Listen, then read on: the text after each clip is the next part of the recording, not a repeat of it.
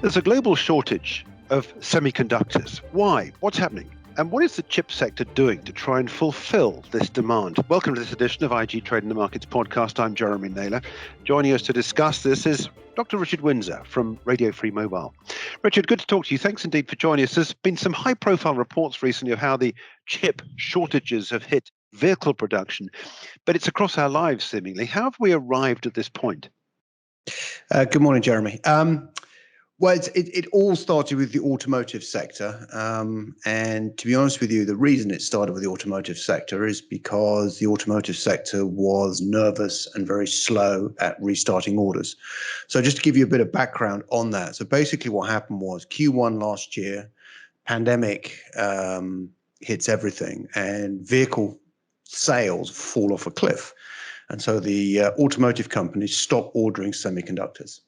Simply because they had no visibility on when demand would come back. Now in Q3, there are some signs, some green shoots, and the semiconductor companies ring up the car companies and say, look, if you want semiconductors for production in Q4 and Q1 next year, you need to order right now.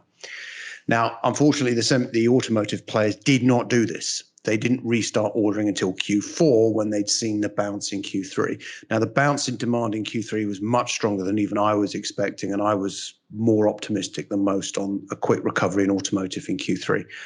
And so basically what happened is in Q4, the car companies used inventory to manufacture their vehicles, and then in Q1 they ran out of inventory because they placed the orders too late. And that's the situation we're in today for the automotive players.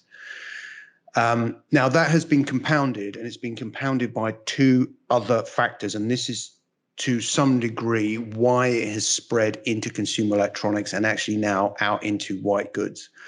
So really also mostly really all pandemic related. Two things have happened. Firstly, the pandemic caused uncertainties in the supply chain, and people were worried about running out of components, particularly in consumer electronics, because the stay-at-home, learn from home, do everything from home trend basically meant that demand for consumer electronics and professional networking equipment, such as PCs and webcams and so on and so forth, was strong and continued to be strong. And so what the companies did is they started building inventory. Now, historically, what we've done, and for a long time, the whole system has run on a system called just-in-time manufacturing, which is in order to optimize your capital efficiency, you run as low inventories as you can get away with and as lower working capital as you can get away with. Now, unfortunately, what's happened is that a lot of people have gone, well, I'm a bit uncertain about my supply chain, so I better build inventory. So everyone's been building inventory, and this is what has caused demand to be particularly strong. If you look at the demand picture that TSMC, the leading semiconductor foundry in Taiwan, and compare that to end demand, TSMC is seeing stronger demand than perhaps the end market would indicate, which would point to inventory build. So you've got that. And then on top of that, you've also got the trade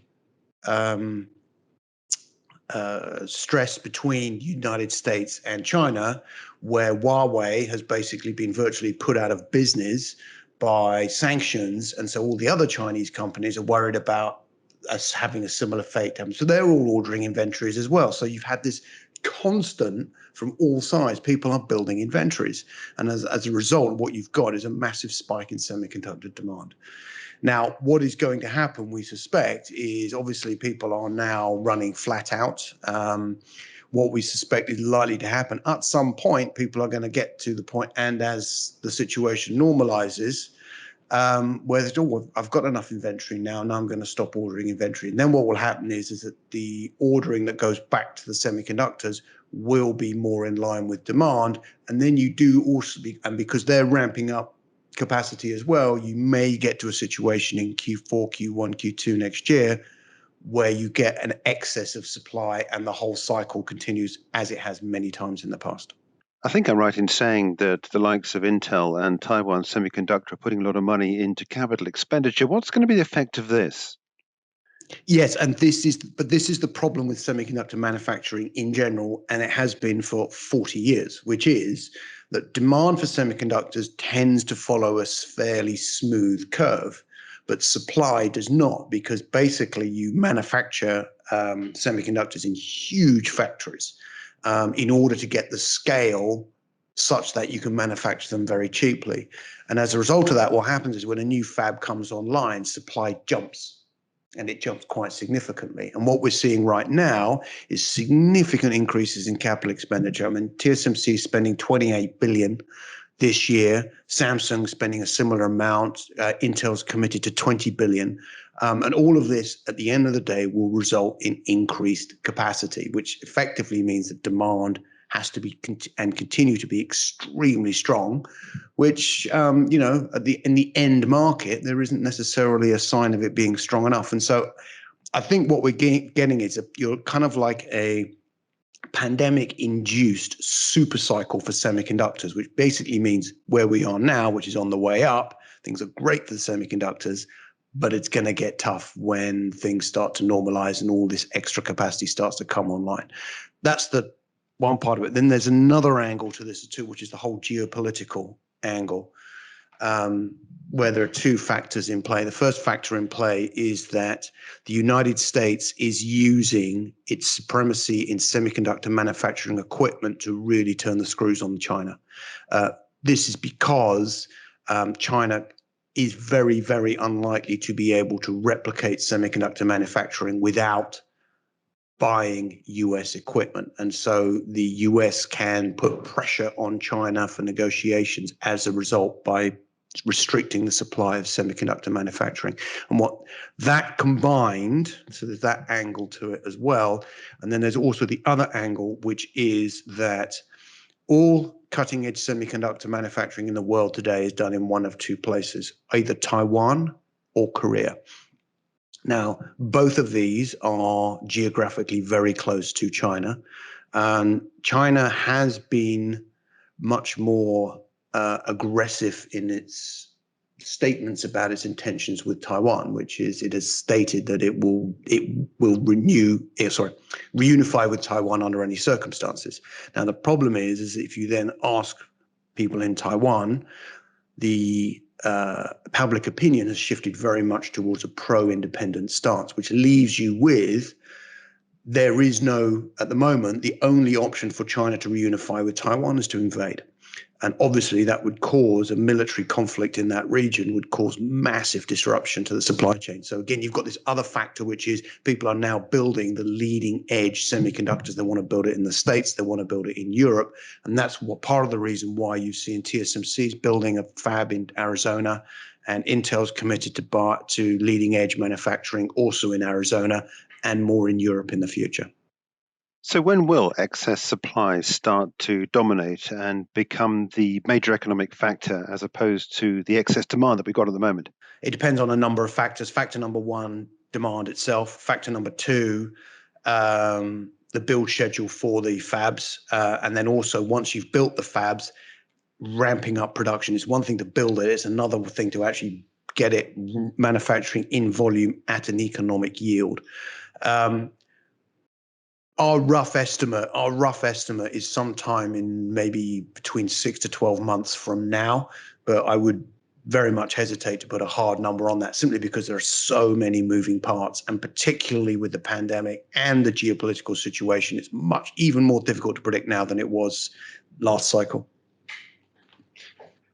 Just talk to me a little bit about technological developments as well, because you talked at the top about the fact that this all started in autos. 10 years ago, we weren't even given the prospect of going electrified on cars. Now we are. How quickly does the requirement for semiconductors change? Because presumably the same semiconductors can't be used today as were used 10 years ago, because cars have a different sort of basis of operation now. So presumably technological advances means that these chip makers have to be on their toes all the time to up their specification to meet the sort of demand that these manufacturers are wanting.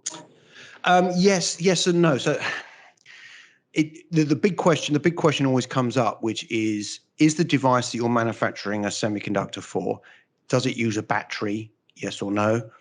Does it need to be of a certain size? Yes or no? And the reason for that is that if the answer to those questions is yes, as it is in cutting edge in sort of leading edge smartphones, then you need to manufacture your chips on the most advanced process available, which today TSMC and Samsung refer to as 5 nanometers, and Intel refers to as 7 nanometers. It's very important to remember that Intel and everybody else refer to these processes slightly different. So Intel 7 is actually everybody else's 5. So that's the leading edge today. If you're not, for example, if you want to make a chip for a washing machine, which is plugged in and there's plenty of space inside for silicon, there's no reason why you can't build it on a much, much older process, say, maybe even 40, 50 nanometers or even bigger. And that's one way, because this is manufactured on large depreciated equipment, it actually becomes quite cheap to manufacture.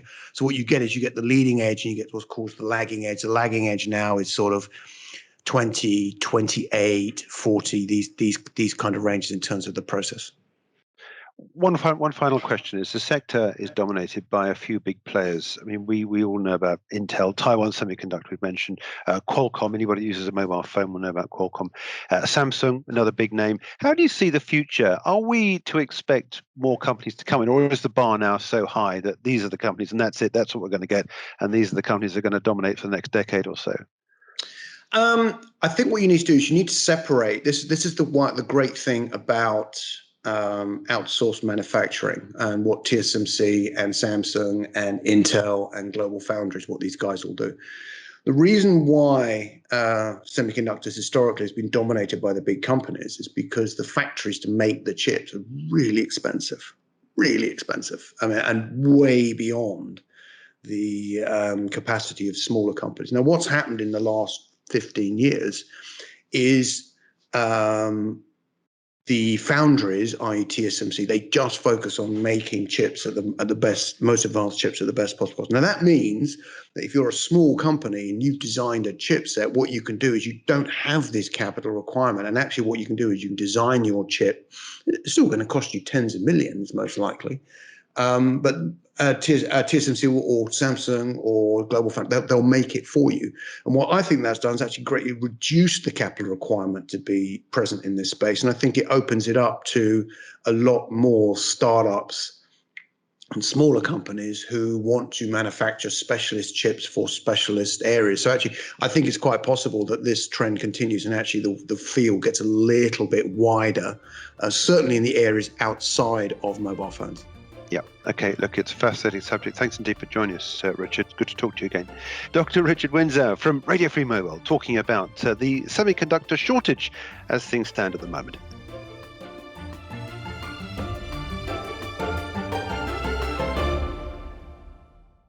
For more videos from us here at IGTV, join us on Twitter at IGCom and subscribe to our YouTube channel.